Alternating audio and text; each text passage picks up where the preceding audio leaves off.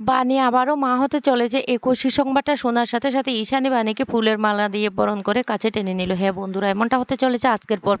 বিস্তারিত জানতে ভিডিওটিতে লাইক দিয়ে চ্যানেলটিকে সাবস্ক্রাইব করে পুরো ভিডিওটি তোমরা দেখতে থাকো। গল্পের শুরুতে আমরা দেখতে পারবো বাণীকে বাড়ি নিয়ে এসে অনিরুদ্র বাণী যখন সেবা করছিল তখন বাণী বলতে লাগলো, মিস্টার চ্যাটার্জি আপনি তো আমার অনেক সেবা যত্ন করছেন, এবার আপনার সেবা যত্ন করার সুযোগটা আমাকে দিন, আপনার বুকটা দেখুন কতটুকু কেটে গেছে। অনিরুদ্র তখন কিছু বলার চেষ্টা করলো, বাণী তখন বলতে লাগলো, চুপ, আপনি কোনো কথাই বলবেন না, দেখুন তো আপনার বুকটা কতটা কেটে গেছে। এরপরে বানি আস্তে আস্তে করে অনিরুদ্রের সে ক্ষতস্থানটা পরিষ্কার করে দিয়ে মলম লাগিয়ে দেয় আর বলতে লাগলো, বিশ্বাস চ্যাটার্জি আপনি যদি আজকে আমাদের পাশে না থাকতেন তাহলে আমরা কোনো দিন এই জায়গায় এসে দাঁড়াতে পারতাম না। অনিরুদ্র তখন বলতে লাগলো, বানি এসব কথা একদম বলবে না, একদম বলবে না, আমি চাই আমাদের দ্বিতীয় সন্তান যেন খুব নিশ্চিতভাবে পৃথিবীতে আসে, তার জীবনে যেন কোনো বাধা থাকে না।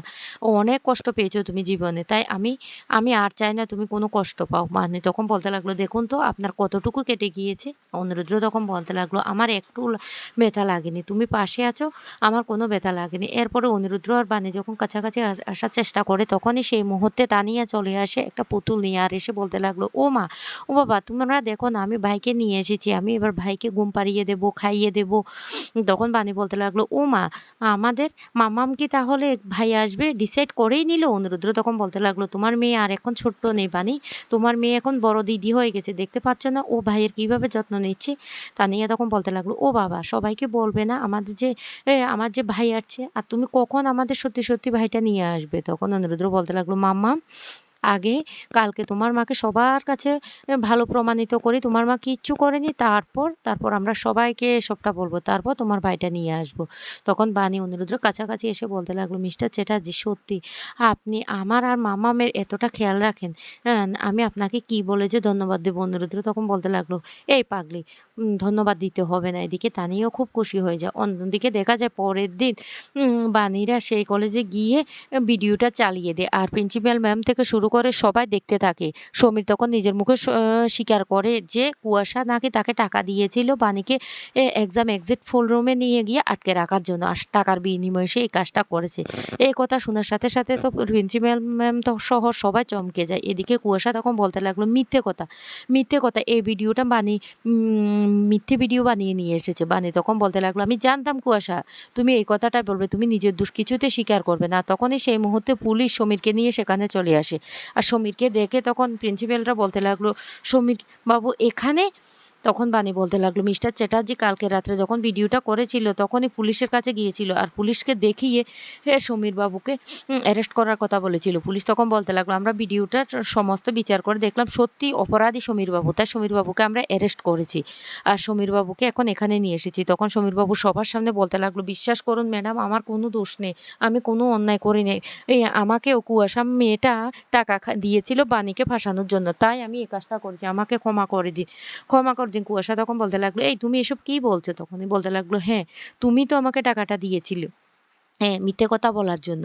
আমি সেই জন্য মিথ্যে কথাটা বলেছি। বানি তখন বলতে লাগলো, এবার কুয়াশা, এবার কোনটা সত্যি কোনটা মিথ্যে বুঝতে পারছো? তখন বানির ফ্রেন্ডরা বলতে লাগলো, ছি, ছি কুয়াশা, তুমি এত জঘন্য, এত নীচ, তুমি এই কাজটা করতে পারলে? এদিকে প্রিন্সিপাল ম্যাম তখন বলতে লাগলো, এই মেয়েকে আর কলেজে রাখা যাবে না, ওকে এই মুহূর্তে রাস্টিকেট করে দিতে হবে, কিছুতে ওকে ছাড়বো না। তখন বানি কুয়াশার সাথে থাকা ওই মেয়েগুলোকে বলতে লাগলো, তোমরা কি করে পারলে এই জঘন্য কাজটা ওর সাথে সাথ দিয়ে করতে?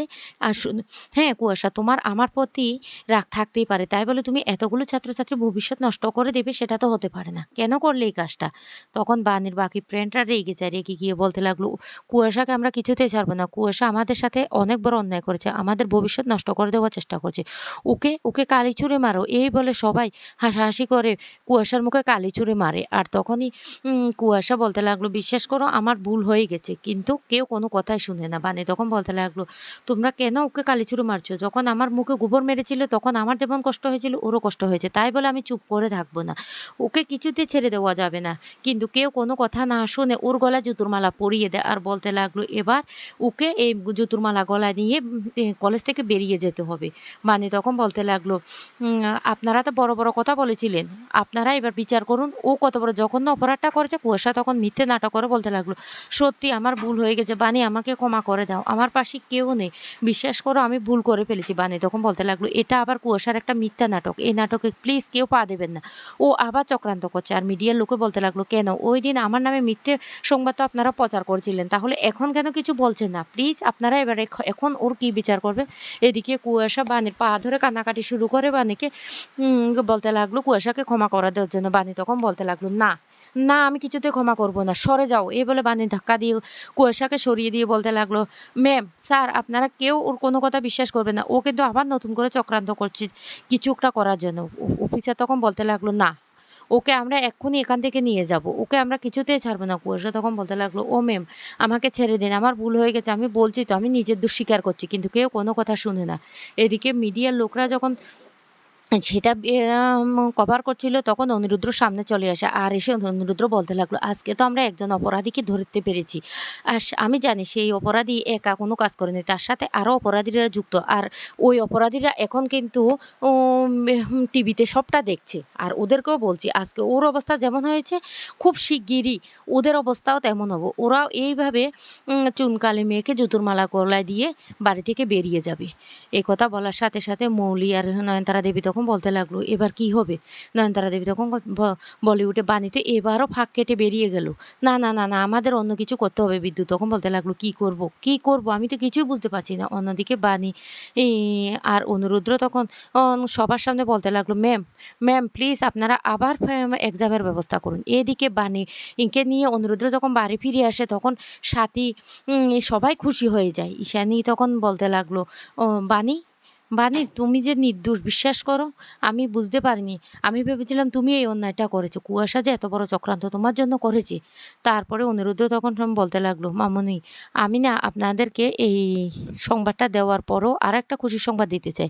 তখন ঈশানী বলতে লাগলো, কিসের খুশির সংবাদ?